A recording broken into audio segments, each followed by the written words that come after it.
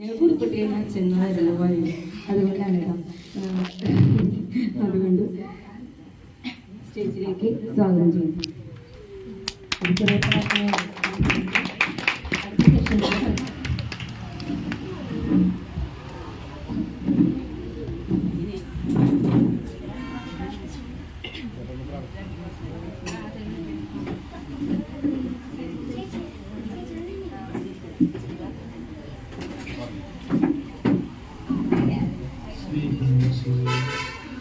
ഈ ദിവ്യമായ സമയം ഞങ്ങളെ തന്നെ അങ്ങേക്ക് സമർപ്പിക്കുന്നു.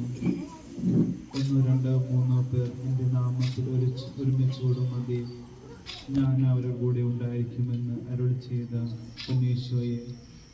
മത്തായി 18:20. സ്നേഹിക്കുന്നവരെ ഞങ്ങൾ അങ്ങേ സമർപ്പിക്കുന്നു. വിവാഹത്തിനായി ഒരുങ്ങുന്ന അനിയത്തിയെ ബോളിനെ സമർപ്പിക്കുന്നു. ഈശോയാണ് പറഞ്ഞിട്ടുള്ള വിശ്വാസത്തിൽ കർത്താവ് യോജിപ്പിച്ചത് മനുഷ്യനെ അർപ്പരാധിക്കട്ടെ. ഈശോയെ, ഈ ദിവ്യമായ സമയത്തേക്ക് 2 പേരെ സമർപ്പിക്കുമ്പോൾ അങ്ങയുടെ ഇഷ്ടം എന്താണ് അവരുടെ ജീവിതത്തിൽ നടക്കുന്നതെന്ന് മനസ്സിലാക്കാനുള്ള ഭാരം അവർക്ക് നൽകാൻ ജയിക്കണമേ. പരിശുദ്ധ അമ്മേ, അവരുടെ കൂടെ ആയിരിക്കണമേ. കാനായിലെ വെള്ളം വീഞ്ഞാക്കുന്നതിലെ അമ്മ വെച്ച പങ്ക് ഓർക്കുന്നു. ആ വിവാഹ വിരുന്നിലെ അവരുടെ ബുദ്ധിമുട്ടുകൾ അറിഞ്ഞ് അവരെ സഹായിച്ചു.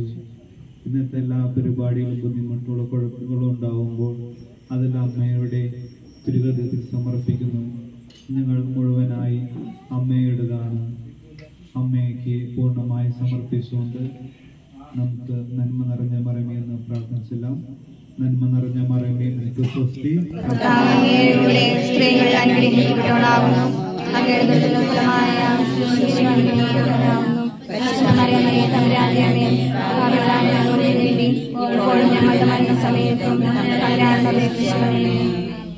ഈ കുടുംബത്തെ ഓർത്ത് ഒരു നന്മ നിറഞ്ഞ പ്രാർത്ഥിച്ചില്ല. നന്മ നിറഞ്ഞ മറിയമേ, നിനക്ക് സ്വസ്തി.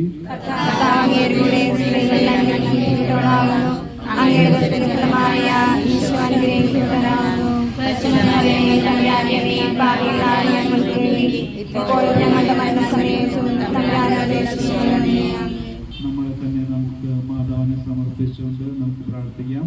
നന്മ നിറഞ്ഞ മറിയമേ, നിനക്ക് സ്വസ്തി.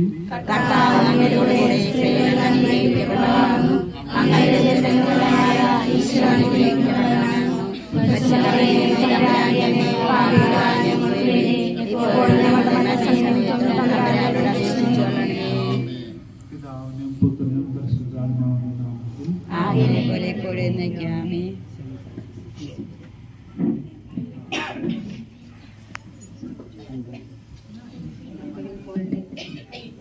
നമുക്ക് വിൻ പോളിന്റെ പപ്പയും മമ്മിയും സ്റ്റേജിലേക്ക് സ്വാഗതം ചെയ്യാം.